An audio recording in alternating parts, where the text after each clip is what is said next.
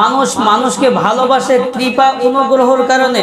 আল ইনসানু আব্দুল ইহসান, মানুষ কৃপার দাস। মানুষ কি কৃপার দাস, অনুগ্রহের দাস।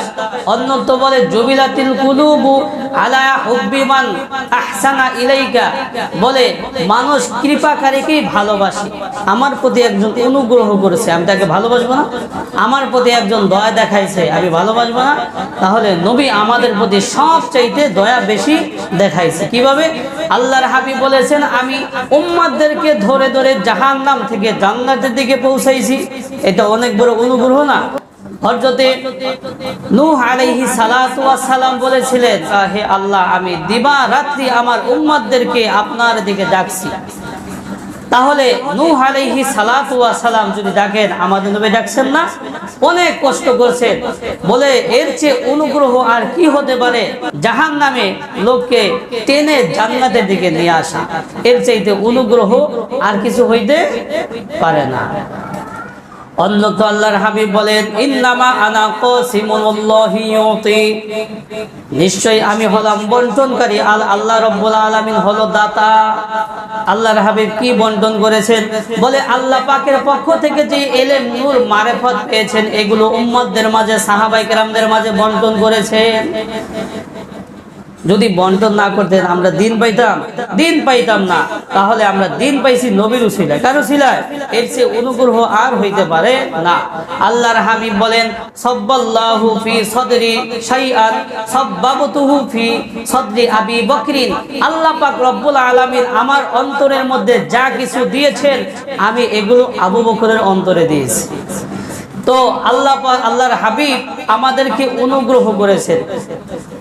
আরো কত অনুগ্রহ করেছেন। সময় আল্লাহর হাবিব আরাফার ময়দানে সিজদায় পড়ে গেছেন, উম্মতের জন্য কান্দাকারি করতেছেন।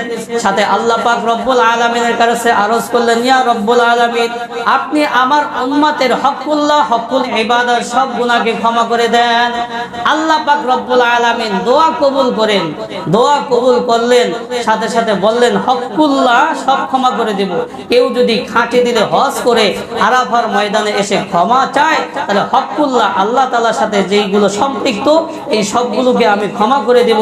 তবে হকুল ইবাদত ক্ষমা করব না, কারণ এটা বান্দার সাথে সম্পৃক্ত। বান্দার সাথে কি সম্পৃক্ত? বান্দার হকটা এত মারাত্মক। তিনটা ব্যাপারে আসছে, মানুষকে তিন সময়ে সব গুনাহ ক্ষমা করে দেবেন, কিন্তু বান্দার হক ক্ষমা করবেন না। একজন হইল যে সঠিকভাবে হজ পালন করবে। আল্লাহর হাবিব বলেছেন, যদি কোনো ব্যক্তির কবুল করে তার হজ, আল্লাহ পাক রব্বুল আলামিন তার সব গুনাহকে মাফ করে দেবে, ইল্লা দাইন, ঋণ ব্যতীত, মানে বান্দার হক যেটা। আরেকটা আসছে, যদি কোনো বিধর্মী ইসলাম গ্রহণ করে, তাহলে তার সব গুনাহ ক্ষমা, কিন্তু ইল্লা দাইন, বান্দার হক মাফ হবে না। আরেকটা ব্যাপার আসছে, শহীদ যে জিহাদ করতে করতে আল্লাহর দ্বীনকে, আল্লাহর এই জমিনে বুলন্দ করার জন্য সে নিজের জীবনকে উৎসর্গ করে দিয়েছে, এই ব্যক্তির সব গুনাহ মাফ, ইল্লা দাইন, ঋণ মাফ হবে না, বান্দার হক মাফ হবে না। বান্দার হক বান্দার থেকে কি করতে হবে? ক্ষমা চেয়ে নিতে হবে। আল্লাহর হাবিব বলেন, আমি আরাফার ময়দানে সিজদায় পড়ে গেলাম, উম্মতদের জন্য দোয়া করতেছিলাম, ইয়া রব্বুল আলামিন, আমার উম্মতদের হকুল্লাহ, হকুল ইবাদত সব গুনাহকে ক্ষমা করে দেন। আল্লাহ পাক রব্বুল আলামিন দোয়া কবুল করে বললেন, হকুল্লাহর যত গুনাহ আছে, যদি কোনো ব্যক্তি সঠিকভাবে হজ করে আরাফার ময়দানে এসে ক্ষমা চাইতে পারে, তাহলে আমি হকুল্লাহর যত গুনাহ আছে সব গুনাহকে ক্ষমা করে দেব। তবে হকুল ইবাদত, বান্দাদের সাথে যে সম্পৃক্ত গুনাহগুলো আছে, ওইগুলো ক্ষমা করব না।